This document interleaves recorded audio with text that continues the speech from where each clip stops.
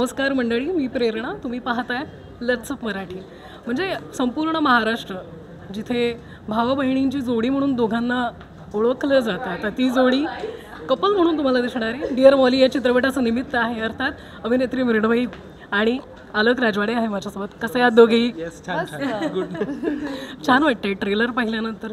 फार म्हणजे तुमच्या भूमिकेचं तर फार वेगळं, पण जसं मी आता सुरुवातीला म्हटलं की भाऊ बहीण म्हणून ओळख, म्हणजे कुठेही आता बघितलं तरी तुम्हाला ती भाऊ बहिणीची जोडी म्हणून प्रसिद्ध आहे. तर ते एक वेगळा प्रयोग झालेला आहे या चित्रपटात. ॲक्च्युली मला खरं तर असं विचारायचं की तुला काय वाटतंय ह्याविषयी. जर तू आम्हाला अनेक भाऊ बहिणीच्या भूमिकेत पाहिलं आहेस तर खरं तर आम्हाला हीच उत्सुकता आहे की प्रेक्षकांना काय वाटतंय, कारण आम्ही कलाकारच आहोत. भाऊ बहीण काय, नवरा बायको काय, ते मनापासून ते सीन केलेले आहेत. आम्ही एक्साइटेड हो ना. Great great great great. पहिली ही आपल्याला पाहणाऱ्यांकडनं प्रतिक्रिया मिळाली आहे, त्यामुळे आय होप की अशीच एक्साइटमेंट प्रेक्षकांनाही असेल. नक्कीच. आणि तुमचं पात्र वेगळं दिसतंय, मग त्याच्यातला लुक असेल, कारण तू स्वीडनमध्ये केलेलं आहे चित्रकरण या चित्रपटासाठी. मृण्मयी तुझं एक वेगळं आहे पात्र, तर तुझा अनुभव कसा राहील? मला एक तर स्वीडनला म्हणजे आम्ही जेव्हा शूट केलं तर नवीन देशात पहिल्यांदा शूट करत होतो मी, आणि त्यामुळे तिकडचे सगळे ॲक्टर्स जे होते तिकडे अनेक नवीन ॲक्टर्सची भेट झाली. म्हणजे एक ॲलिसिया नावाची एक तिथली एक मैत्रीण झाली. तिकडे अजून 4 जणं जे ते सगळेजण एका थिएटर स्कूलचे लोक होते. मला तिकडे थिएटर स्कूलमध्ये जाताही आलं आणि तिकडचे ॲक्ट्रेसही भेटले. जसे आपण इथे काम करत असतो सगळे, तर स्वीडनची पण स्वतःची इंडस्ट्री आहे, तिथले ॲक्टर्स आहेत, तर त्यांच्यावर इंटरॅक्ट करणं हा फार आनंदाचा भाग होता. आणि जिथे जिथे आम्ही शूट केलं तिथल्या अनेक सुंदर लायब्ररीज होत्या, अनेक सुंदर म्युझियम्स होती. आणि हे जे कॅरेक्टर आहे ते एका रिसर्चरचं कॅरेक्टर आहे, जो अँथ्रोपॉलॉजी आणि आर्टचा रिसर्चर आहे. तर त्या निमित्ताने ज्या जागा बघता आल्या तिथल्याही आणि इथल्याही, ते मला वारीमध्ये एक छोटा आम्ही बिट शूट केला.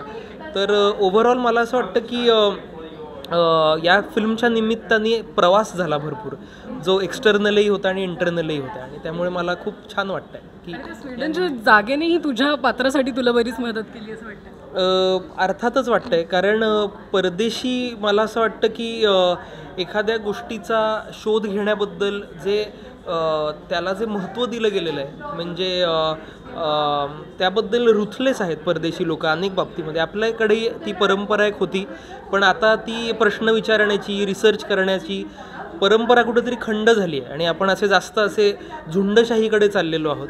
तर ती परदेशामध्ये जी एक मधल्या एनलायटनमेंटच्या काळानंतर जी एक सायंटिफिक टेम्परामेंटची शोधक वृत्ती जी आहे, ज्यामुळे इतके सगळे युरोपातनं लोक फुटून जगभरात पसरले, ती वृत्ती त्यांच्यात अजूनही टिकून आहे. त्यांचं सायन्सबद्दलचं, कलेबद्दलचं प्रेम आणि ॲस्थेटिक्सबद्दलचं प्रेम हे फार बघण्यासारखी गोष्ट आहे, शिकण्यासारखी गोष्ट आहे. ते उगाच पाश्चात्य आहे म्हणून आपल्याकडेच होतं सगळं पूर्वी असा उगाच टेंबा मिरवण्याचं कारण नाही. काही सुंदर गोष्टी भारतात होत्या, काही सुंदर गोष्टी परदेशात होत्या. त्या सगळ्याचा मिलाप करून आता नवं जग उभं राहणार आहे. तर मला असं कुठलाही प्रवास केल्यानंतर हे सारखं वाटतं की ते आणि आपण हा वाद सोडून जगात जिथे जिथे काही सुंदर आहे, जे सत्य आहे, ते सगळं स्वीकारावं. ते आमचं आहे का तुमचं आहे हा फालतू वाद सोडून द्यावा. आणि ते मला स्वीडनमध्ये जाऊन जाणवलं की किती सुंदर, म्हणजे रस्त्यावरच्या झाडांपासून तिथल्या सगळ्या म्युझियमपर्यंत इतकं प्रेमाने जपलं आहे सगळं. लहान लहान मूर्त्यांपासून, मंदिरांपासून, चर्चेसपासून.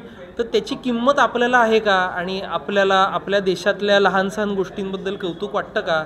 हे नुसतं आपलं एक पॉलिटिक्स म्हणून झेंडे मिरवायला आपण आरडाओरडा करतो आणि खरं तर कोणाला प्रेम नाही आहे, ना भाषेविषयी आहे, ना आपल्या कुठल्याही वारशाबद्दल आहे. तर ते तपासायची गरज आहे असं मला वाटतं या निमित्ताने. खूप महत्त्वाचा मुद्दा मांडलास तू या निमित्ताने.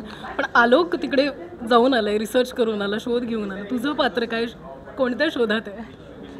माझं जे पात्र आहे ते पूर्णपणे पुण्यातच आहे आणि अतिशय साधी बाई आहे. तिचं विश्व हे तिच्या कुटुंबाभोवतीच आहे. म्हणजे त्या व्यतिरिक्त तसं तिला काही फार माहीत नाही आहे किंवा इच्छा आकांक्षाही नाही आहेत. परंतु तिच्या नवऱ्यामुळे आणि त्याच्या निर्णयामुळे आणि त्याच्या शोधामुळे तिला कुठेतरी बळजबरी काही निर्णय घ्यावे लागतात.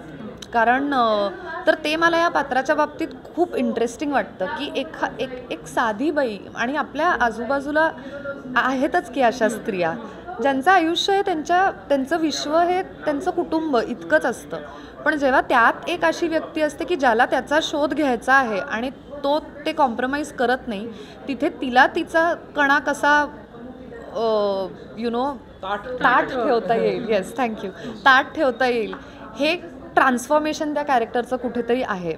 आणि मला फक्त ॲड करावं असं वाटतं की जसं याचा हेकेखोरपणा आहे की मला हे शोध घ्यायचाच आहे, तसं तिचं पण काही नॉन निगोशिएबल आहेत की जर नात्यात राहायचं असेल तर ते असं असायला हवं, आणि त्याबद्दल तीही ठाम आहे. त्यामुळे तो म्हणतोय म्हणून फरफट करणारी ती बाई पण नाही, आणि त्या अर्थाने ते पात्र फार इंटरेस्टिंग आहे की तिचं स्वतःचं मत आहे, पक्की धारणा आहे, आणि ती त्याच्यावर ठाम राहते शेवटपर्यंत. त्याच्यामुळे आणि त्याचबरोबर एक मूल असण्याची जबाबदारी, जे खऱ्या आयुष्यात ना ह्यानी अनुभवलंय ना मी अनुभवलंय, तुझ्याविषयी मला माहीत नाही आहे, पण नाही ना, पण कधी कधी भविष्यात कदाचित अनुभवशील, मला माहीत नाही. पण ही माणसाची जबाबदारी, तिची जबाबदारी असणं, हे सुद्धा मला मृण्मयी म्हणून खूप नवीन आणि वेगळं होतं. कारण आपण एक वेगळं आयुष्य जगत असतो, पण हे आयुष्य जगणारी कितीतरी लोकं आहेत, आणि आई वडील ही दोनच माणसं असतात जी त्या मुलाची जबाबदारी घेऊ शकतात. हा गेला त्याच्या शोधाला, पण ही स्त्री आहे आणि तिचं ते मूल आहे आणि तिला ती वाढवते. आणि ॲट द सेम टाईम अजून एक अतिशय सुंदर गोष्ट या दोन्ही पात्रांविषयी आहे की त्यांचं नातं फार सुंदर आहे. ते कधीही आपल्याला असं थेट चित्रपटात दाखवलं नाही आहे, पण ते सतत जाणवत राहतं आणि ते सतत मनात रिंगाळत राहतं, आणि त्या नात्याच्या स्ट्रेंथमुळे कुठेतरी ही अख्खी गोष्ट घडते की काय असं वाटावं, असं ते नातं आहे जे गजेंद्र सरांनी फार सुंदर आणि वेगळेपणाने लिहिलं आहे. त्यामुळे असं साधारण हे पात्र आहे. जसं सांगितलं तसं, कारण हीच खरं तर वैशिष्ट्य आहे गजेंद्र हिरे यांचं, कारण त्यांच्या प्रत्येक प्रोजेक्टमध्ये ते जाणवतं. इवन या चित्रपटाच्या ट्रेलरमधून जाणवतं आहे की ते विविध पैलू आहेत त्याचे, आणि एक कलाकार म्हणून अशा पद्धतीनं दिग्दर्शकांसोबत काम करणं, अशा दिग्दर्शकांसोबत काम करणं एक प्रयोग असतो तुमच्यासाठी, तर ते कसं? प्रत्येक सिनेमाबरोबर वेगळा दिग्दर्शक, लेखक हे सगळं बदलतं, तसं अख्खं जगच, आपण नवं जगच निर्माण करत असतो. तर तो अनुभव दरवेळेस शिकवणाराच असतो, आणि तो अनुभव चांगला असो अथवा वाईट असो, तुम्हाला स्वतः आतमध्ये तुम्ही त्यातून काय घेता आणि तुम्ही काय स्वतःला क्वेश्चन करता, हे यात खूप महत्त्वाचं ठरतं. गजेंद्र सरांच्या बाबतीमध्ये मला असं कायम वाटतं की त्यातलं त्यांची जी स्पॉन्टेनिटी आहे आणि सुचणं जे आहे त्या वेळेला, त्याच्याबरोबर ॲडजस्ट करत, जुळवत घेत तुम्ही किती तयार आहात की म्हणजे अननोन, जे माहिती नाही आहे की पुढे काय होणार आहे, त्या सरप्रायझेसला भिडायला तुम्ही किती तयार आहात जगण्याच्या. हा माझ्यासाठी खूप मोठा एक्सरसाइज असतो असं मला वाटतं की त्याच्या तालमी चालल्या आहेत आणि स्क्रिप्ट अख्खं पक्क माहिती आहे असं नसताना तुमचा कितपत विश्वास आहे स्वतःवर आणि दिग्दर्शकावर झोकून द्यायला की चल बघू काय होतं. तर त्या स्पॉन्टेनिटीसाठी मला असं वाटतं की हा खूप इंटरेस्टिंग एक्सरसाइज आहे, आणि त्याबरोबर त्यांना जे नवनवीन गोष्टी त्या वेळेला सुचतात हे बघणंसुद्धा इंटरेस्टिंग आहे की आता यांना आज हे नवीन सुचलं, इंटरेस्टिंग असं. ॲब्सोल्युटली गजेंद्र सरांबरोबर काम करणं हा पूर्णपणे वेगळा अनुभव आहे. एकतर आलोक म्हणाला तसं जी स्पॉन्टेनिटी आहे ती, तर हा माझा त्यांच्याबरोबरचा पहिला चित्रपट आहे. त्यानंतर आम्ही अजून एक सिनेमा एकत्र केला, गोदाकाठ नावाचा, जोही होपफुली लवकरच प्रदर्शित होईल ह्याच वर्षी. तर पहिला जो अनुभव होता ना ह्या चित्रपटाचा, तेव्हा मी बऱ्याच वेळा हे खरं आहे का ह्या स्टेटमध्ये बऱ्याच वेळा असायचे, कारण ते पण तुम्हाला ना चॅलेंज करत राहतात की मी आता तुला हे त्याला हर्डल देतोय, आता काय करशील. आणि ते ॲक्टरसाठी एक तालीम म्हणून, एक रियाज म्हणून फार सुंदर अनुभव आहे. आणि मला असं वाटतं की त्यात कुठेतरी आपण नाटक केलं आहे ह्यापूर्वी, त्याचाही फायदा होतो.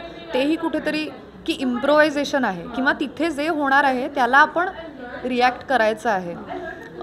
तर त्या स्पॉन्टेनिटीनी एक त्याला ताजेपणा येतो की काय असं वाटतं. आणि ॲट द सेम टाईम त्यांच्याबरोबर एक मित्रासारखा डायलॉगही करायला स्कोप आहे, जे सुद्धा मला खूप म्हणजे थँकफुली मला असेच दिग्दर्शक मिळाले आहेत. तू सांगू नकोस, मला असं अजून कधी झालं नाही आहे, पण त्यांच्याबरोबर विशेषतः कारण त्यांच्याही डोक्यात ते तयार होत असताना आपण तिथे असणं, आणि पण मला हे वाटतंय त्यालाही ते ओपन आहेत, हे खूप इंटरेस्टिंग आहे. चित्रपटासाठी शुभेच्छा आणि मुलाखतीसाठी आभार. Thank you so much.